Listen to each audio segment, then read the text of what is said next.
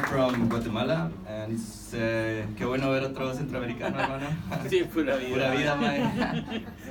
Okay, so I've been writing about what it's like in Guatemala recently, and yeah, I want to share a little bit of this with you because, like, I don't know, like, sometimes I speaking with foreigners, and they always want to know what it's like, and I always end up telling these crazy stories and like changing like the perception of reality of people and stuff. So yeah, it's a bit long. It's a bit long. I don't know how. Yeah, relatively long for what I used to perform, but yeah. Hope you pay attention and I read it. I hope I write it good enough for it to be intelligible. Yeah, understandable. So the title is "The Day a Mule Told Me Not to Eat Maruchan." Do you know what's Maruchan? No. Instant noodles. Yeah, these shitty instant noodles. They said. So the day a mule told me not to eat Maruchan. So yeah, there was this little convenience store where we would hang out with my friends. My favorite beer was always on sale on that particular store, and the owner was cool enough to let us drink and skate in front of it.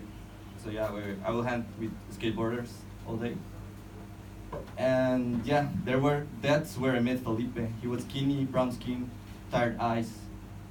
He was in his mid-40s, but you couldn't tell.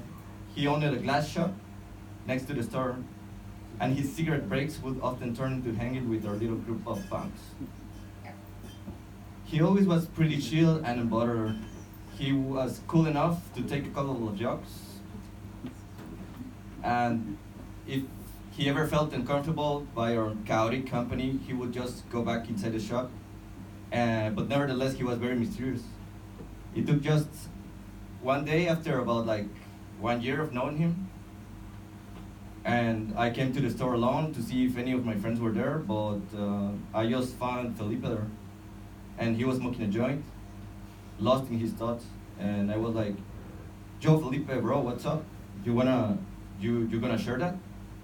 And after a long silence, he was just like, "Never eat Maruchan, Diego. Never eat Maruchan." And I was like, "What the fuck?" And he continued. We were two, my homie and I. We flew from Honduras to Panama. There we were gonna meet the man. A dirty hotel in San Miguelito. We started to solo them. An experienced person can solo 80. I could just solo 60, and my homie 66. And I was very confused, but I really wanted to have a hit of a joint, so I kept listening to him. And yeah, Las Pepas, he said, carefully tied condoms full of some white powder. It took us a long time to swallow them all. It feels like swallowing grapes, and you feel like you're getting bigger and bigger each swallow. We and my homie had similar stories. We were both tired of our jobs, tired of our lives, our ungrateful partners, our apathetic families. The violence of the city, the class we belonged to, was the most discriminated. The bottom of the food chain. Two poor men knew only suffering. We grew sick of it. This man, was capable to flipping the switch that makes another man's life bearable. So we had accepted his deal. The smell of my homie's Maruchan was making my stomach roll, but I didn't eat. The man told us that we could have a light breakfast before the flight, but I didn't. I wasn't very hungry. I was very hungry, but I was too scared to eat. We took different planes. The flight itself was nothing. The airport security queue, man, that feels eternal. An eternal state of fear and anxiety that still haunts me in my nightmares. A part of my mind is still trapped in that waiting queue, waiting and waiting eternally to be busted. When I came to Guatemala, a car picked me up. They covered my head with a cloth bag and took me to a house.